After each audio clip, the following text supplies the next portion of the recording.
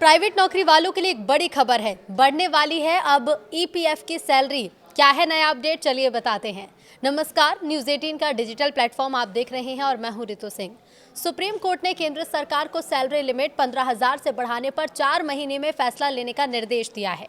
Court ने माना है कि बढ़ती महंगाई और न्यूनतम वेतन के बीच पुरानी सीमा बेमानी है।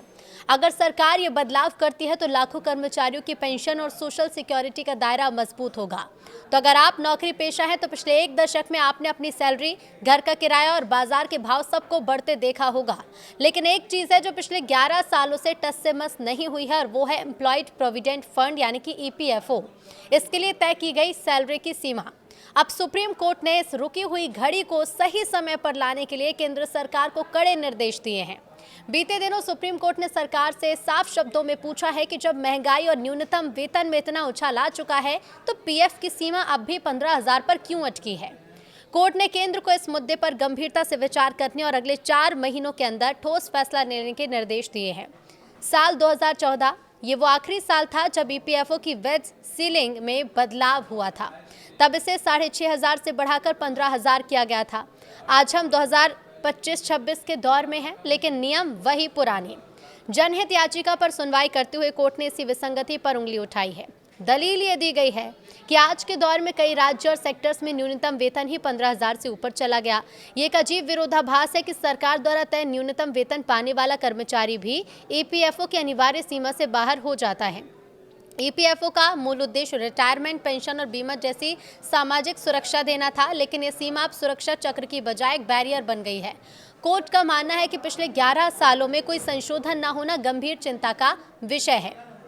अब ऐसा नहीं है कि सरकार को इस समस्या की भनक नहीं है। हकीकत तो ये है कि ईपीएफओ के गलियारों में ये चर्चा लंबे समय से गर्म है।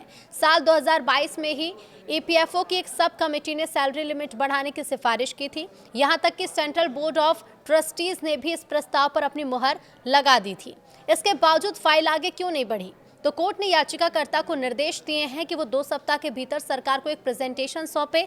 इसके आधार पर सरकार को तय समय सीमा में अंतिम निर्णय लेना होगा। यानी जो फैसला ठंडे बस्ते में था उसे अब कोर्ट के आदेश के बाद फास्ट ट्रैक पर आना पड़ सकता है। अब ऐसे में सवाल यह है कि अगर सरकार कोर्ट की बात मान लेती है तो आपके लिए इसमें क्या बदलेगा? चर्चा है कि इस सीमा को बढ़ाकर 21,000 या 25,000 किया जा सकता है। इसे एक आसान गणित से समझिए। अभी ईपीएस में योगदान 15,000 की सीलिंग पर होता है। अगर ये सीमा बढ़ती है तो आपकी पेंशन का बेस मजबूत होगा। उदाहरण के लिए अगर सीमा 25,000 होती है तो पेंशन फंड में हर महीने का योगदान 1,250 से बढ़कर 2,083 तक पहुंच सकता है। यानी साल भर में आपके पेंशन खाते में करीब 10,000 रुपये ज़्यादा जमा होंगे। सरकार इसे ईपीएफओ 3.0 के विजन के साथ देख रही है, जिसका मकसद ज़्यादा से ज़्यादा कर्मचारियों को सोशल सिक्योरिटी के दायरे में लाना है। हालांकि इसका दूसरा पहलू ये भी है कि कंपनियों पर आर्थिक बोझ बढ़ेगा, क्योंकि पेंशन का योगदान उन्हें ही देना होता है।